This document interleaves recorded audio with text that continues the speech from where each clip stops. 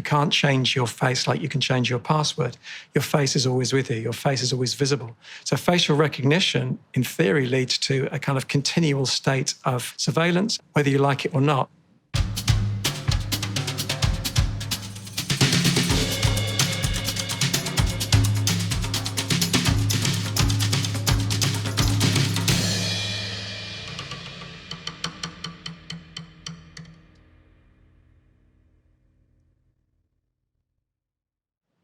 The more we normalize those invasive technologies, the less we are likely to actually question and criticize the intention behind surveillance technologies.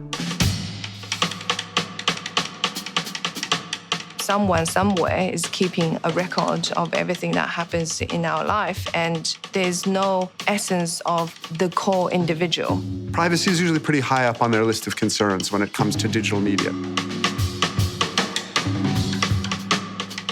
But then they get on Facebook, where everything they do online is tracked.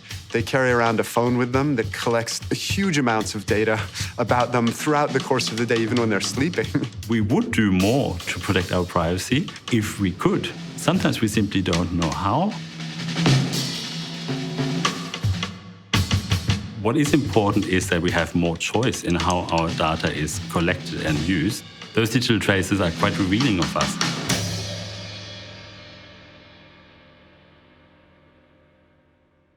Surveillance capitalism is making money off the harvesting and processing of personal information about people. The fact that these huge, very expensive tech companies can run quote unquote for free shows just how valuable that data is. Data is generated by every swipe, every click, every time we turn a piece of technology on. And that data can be used to track, monitor both people and what they're doing, but also more interestingly, how people are feeling and their kind of mental states as well.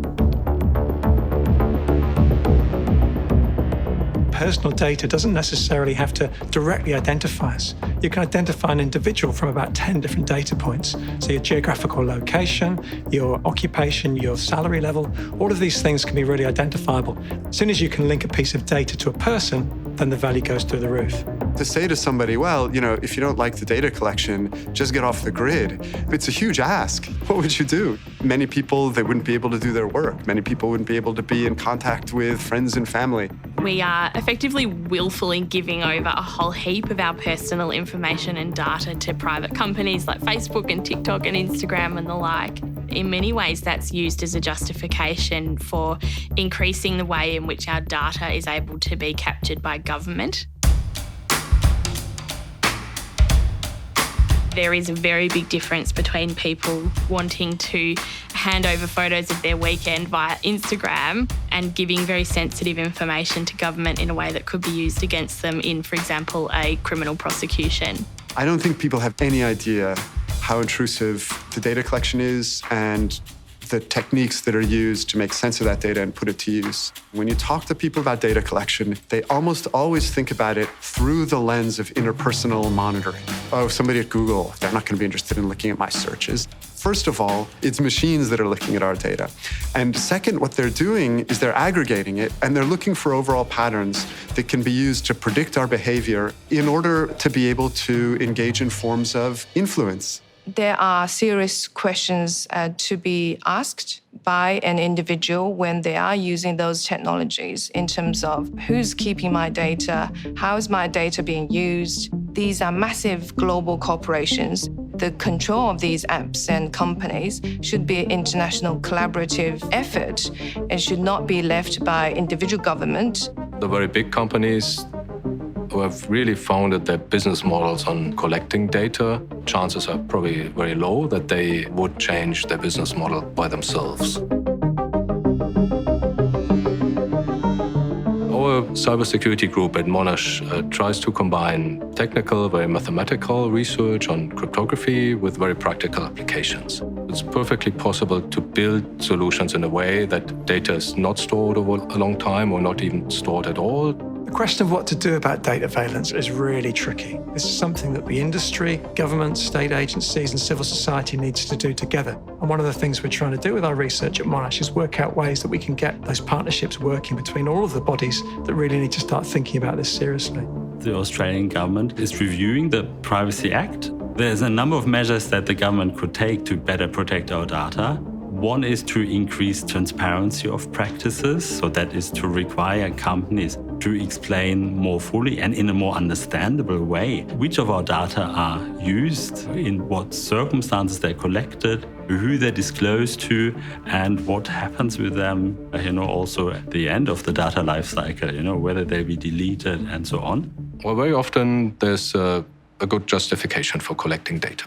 For example, study effects of behaviors of people, for example, induced by the COVID-19 situation, where research can use the data to really understand how the effects of the virus were, how it was distributed, and then build models to predict how we need to behave to get rid of the virus. If someone had told us a year ago that we need to leave our name every time we go into a cafe and sit down, to have a flat white, we would have been quite horrified and we probably would not have done it. But now we see it as something that is necessary for the protection of public health and also necessary simply for us to allow us to go into a cafe. That shows that privacy is not an absolute value. During COVID, we've seen a really drastic increase in the level of surveillance of just people in their everyday lives. And our concern is that it won't disappear at the same rate that it appeared. What we want to do is have a conversation about the type of community and society we want to have as we come into a period where the COVID numbers are reducing. COVID has accelerated a lot of trends that were already in place. So the idea of being in a kind of post-touch, distanced environment suddenly makes these technologies really, really attractive. I was looking at a company that can detect whether or not you're wearing your mask correctly. So you try to enter into the facility, you've got the mask below your nose, it says it's not going to let you in until you adjust your mask. The ability to detect symptoms and manage behavior and to facilitate touchless forms of interaction, those are all capabilities that are being built into smart camera systems and all ways in which the facial recognition industry has seen the COVID moment as a way of imagining a whole host of marketing opportunities. And we're finding more and more that facial recognition is also creeping into our everyday devices. You might unlock your smartphone with your face, for example. And when you're doing something like that, it's very easy to lose sight of the more dangerous uses of facial recognition. We tend to think about facial recognition in the register of identification. Oh, I can be identified. But there's a whole additional dimension that's being looked at. Much of the debate around facial recognition technology is around bias and accuracy. Bias and accuracy are both addressable issues. I think we're going to have to move to the next level of thinking, what does it mean to change our fundamental understanding of how we can be recognized in public?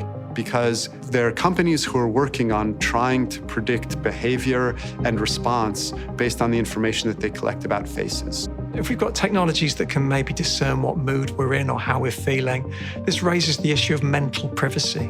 As well as privacy issues about being identified all the time, is it right for technologies to be actually kind of saying what we're feeling all the time? Do we have a right to people not knowing if you're feeling angry or sad or nervous? You go into the mall, oh, there are the cameras. And we just kind of seem to accept that. We've grown used to it. But those cameras are soon going to be smart. And that's kind of escalating what those cameras can do. And the fact that we're already used to them and that we don't see the smartness behind them makes it easier to add that extra layer of activity and data collection to them. This is the right time, to think about regulation and when smart cameras should be used and for what purposes. Who should have access to the information? How long should it be kept? Can it be disclosed? Can it be used for other purposes and so on? If we develop a good understanding of what the technology is, we are in a position to be able to make sense of it and protect ourselves from data exploitation.